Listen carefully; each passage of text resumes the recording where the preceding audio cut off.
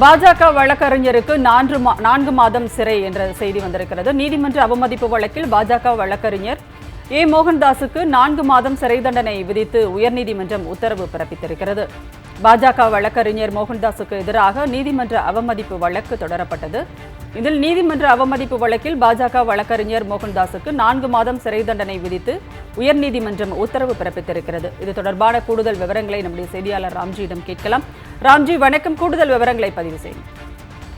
சென்னை சூலமேட்டை சேர்ந்த பி விக்னேஷ்குமார் என்பவர் சென்னை உயர்நீதிமன்ற வழக்கறிஞராக உள்ள மோகன்தாஸ் என்பவருக்கு எதிராக ஒரு நீதிமன்ற அவமதிப்பு வழக்கு ஒன்று தாக்கல் செய்தார்கள். அதுல தனக்கு சொந்தமான இடத்துல குடியிருந்து வரும் வழக்கறிஞர் மோகன்தாஸ், அதாவது பாஜகவை சேர்ந்த வழக்கறிஞர் மோகன்தாஸ் வீட்டை காலி செய்யுமாறு சிவில் நீதிமன்றம், உயர்நீதிமன்றம் மற்றும் உச்ச நீதிமன்றம் உத்தரவிட்டும் அவர் இதுவரை காலி செய்யாமல் நீதிமன்ற உத்தரவை மதிக்காமல் இருப்பதாகவும் அவர் மீது நீதிமன்ற அவமதிப்பு வழக்கு நடவடிக்கை எடுக்க வேண்டும் என்று அந்த மனுவில கேட்டுக் கொண்டிருந்தார்கள். இந்த வழக்கு இன்று விசாரித்த சென்னை உயர்நீதிமன்ற நீதிபதி சதீஷ்குமார் நீதிமன்ற உத்தரவை மதிக்காத வழக்கறிஞர் மோகன்தாஸுக்கு 4 மாத சிறை தண்டனை விதித்தும் இன்று தீர்ப்பளித்தார்கள்.